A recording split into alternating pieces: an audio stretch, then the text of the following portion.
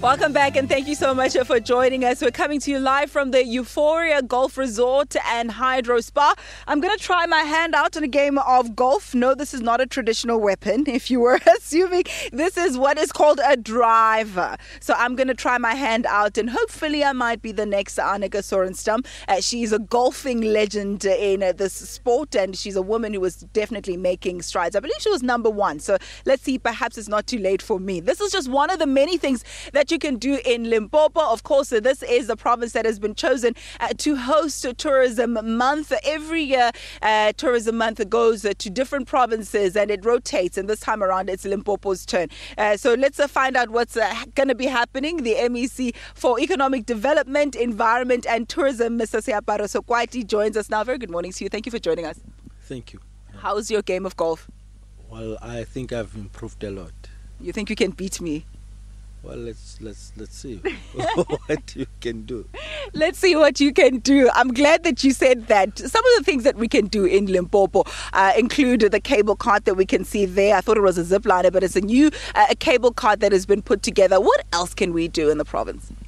Well, starting with the golf as a sport, but as well as a part of entertainment, I can tell you that in Limpopo we've got what we call a golfing passport, where you can get a passport and be able to play in various golfing estates. You could go from here, you can go to the Legend, which is one of the a unique golf turf in the Legend, where you can have the 19th hole at the top of the mountain, which we call the Table Mountain of golf. From there you can go to Polokwane, you can go as far as Hans Marinsky Club, just next to the gate of the Kruger National Park. So it actually tells you that we've got a lot to offer. But as well we have got an icon, which is the Kruger National Park, which is a national icon.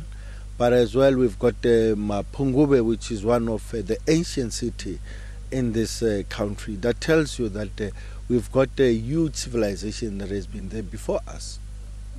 We've got Makapan's Valley close by, that is one of the World Heritage Site as well.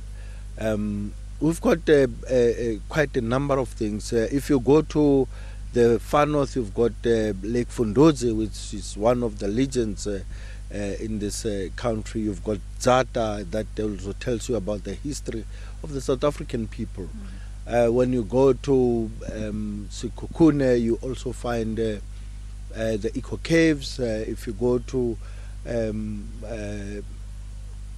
Capricorn, you as well go and find something that is very unique. So there's a lot to do. There's a lot to do. And I'm glad that you touched on the heritage aspect as well. Of course, September also being Heritage Month. So it's quite fitting that Limpopo would be the host this time around. Talk to us about the growth of tourism. I mean, if my memory serves me correct, I think I heard somewhere that you're the number one destination or something to that effect, surpassing your traditional Durban, Cape Town and the likes. So speak to us about those figures.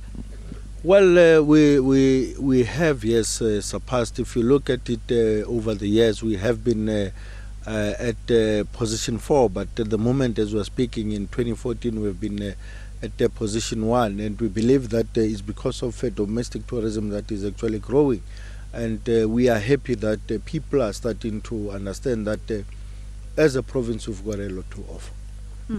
And your particular portfolio encompasses a number of things. So there's economic development, there's also environment, there's tourism, which are all interlinked. We've been hearing headlines of, Cecil the lion, how it's important for us to protect our animals and natural resources, and also the economic spin-offs that are there. So a quite tough balancing act. Talk to us about this multi-duplicity, I suppose, of your various sectors interlinked in tourism. Yes, we indeed are dealing with tourism, but as well we are also dealing with biodiversity. That means conservation, protecting that biodiversity so that it's able to as well be able to create more people come into the province to come and view the heritage that we have. We also talking about ensuring that we are creating a balance between development that is there, but as well ensuring that we are not doing away with the heritage that we have, because we believe that the biodiversity has got a lot to offer, and therefore it needs that the protection, it needs that the conservation. Indeed. Let's leave it there. Thank you so much for that update, MEC. Now, up next, we're going to go to Paul with the weather.